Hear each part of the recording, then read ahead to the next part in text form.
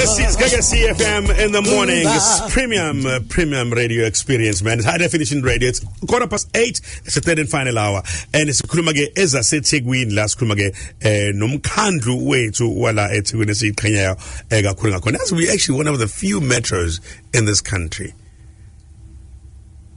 Maspalawait. Really? We metro, yeah. Yes, we are metro. I believe there's only 3 metros in the country. 8. There's 8 metros. Yes, it was actually our grand quiz question. Yeah, we're actually one of the best metros in the country.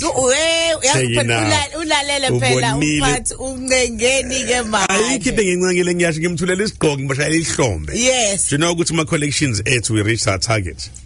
For the financial year 2024-2025. Wow.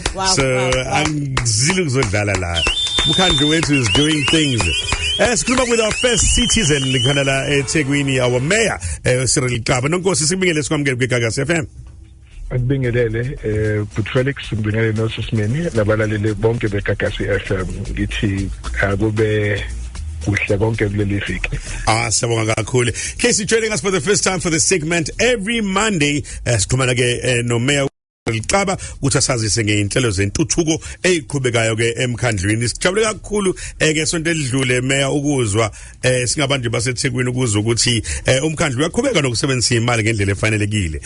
Kodwa kubaleke kakhulu uyibona ukuthi nikwazile ukuthi ni collect opinion edlulele kwi targets le revenue collection for 2024-2025 financial year. Awusilandise kabanzi ngale milestone enkulu kangaka. Yes, mfethu ngibonga kakhulu angiqale ngisho nje ukuthi impela sikwazile ukuqoqa imali engaphezulu kwemali esasizibekeleyo nisokwazi ukuthi siqoqe kulonyaka. Angithi nje kwi operating budget siqoqe imali engaphezulu kuka sahloso ukuqoqa 57 billion rand kodwa saqoqa 58 billion rand. And siyasabisa ke lokho njengomkhandlu. Sinishayela ihlombe nathi senibongela siphinde sishayele nabahlali bakhona ka emkhandlini weTheku sibonga kakhulu ngokuyiphatha kahle kwabo. Siyabakhuthaza mfethu ukuthi laba abakhokha ama services ethu amanzi ugesi kanye nama rates ibona basinikeza amandla ukuthi sikwazi ukuthuthukisa lelidolobha lethu sivule sikhuphule umnotho sivule namathuba emisebenzi. Kunjalo ke imali esisebenzisile nje kwi capital expenditure sebenzise imali engaphezulu kuka 96% lokho kusho ukuthi yonke into bekade sihlele ukuthi sikwazi ukuyenza sikwazile ukuthi sikwazi ukuyenza and manje ke njengomkhandlu kuyasithokozisa lokho ngoba sizokwazi ukukhokhela Eskom sikwazi ukukhokhela Eskom asimkoleti ngisho isenti abanye masipala bamkoleta Eskom abanye abantu bawakoleta iwater utility thina ethi water utility umngeni asukoleti ngisho isenti. Siyacela ke nje ukuthi sibambisane nomphakathi wethu ke kulesimo esibambisene kusona.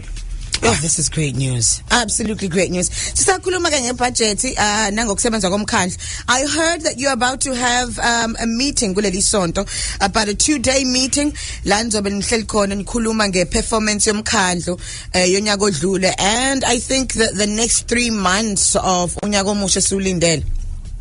Yes, Sisimene uyabona khona uma si abakhokhi bentela besinikeza imali and ukuthi nansi imali njoba siqoqa nje abasebenzi bethu kuba bese bayayisebenzisa okulindeleke kubona is to account for every single cent esiqoqe emphakathini. Ngamanye amazwi they must be value for money.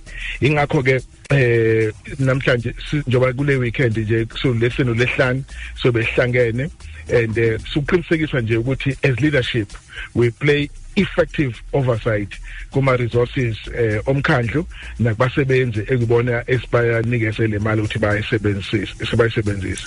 Lokho we want to ensure that the budget we allocate for service delivery aligns with the performance indicators and targets that we have set for ourselves. That's the purpose of this meeting. Ngamanye amazwi, it's a budget review. We look at the budget for 24-25 and spend malini, sasike sokwenzani, how much of that have we been able to achieve, and then we report to the public. Thanks. Sibonge kakhulu Mayor. Sesivala ke Mayor. Siyabona la umkhandlu ukuthi uyaqhubeka nokugqugquzela ezemidlalo. Njoba la ithole khona ama games aqhubekayo. Ingabe yini inhloso yama games yini igama lawo njalo njalo?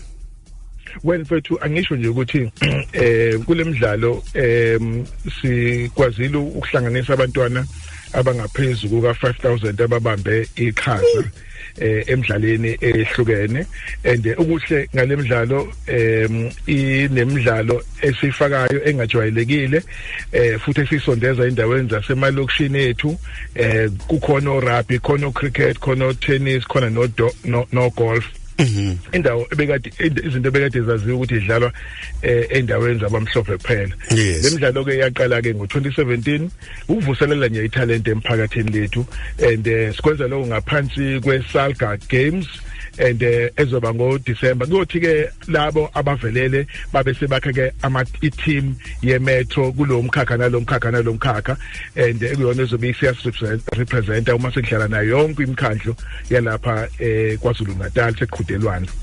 Sibonge ke nje ngokubo bonke ababambe iqhaza. Sibonge kakhulu nathi mhlambe ke ngikuza ubalala into ezinjengo tennis o basketball o rugby na makhona mhlamba abantu bagumeda bafuna ukuzibandakanya ukhona umlabalaba.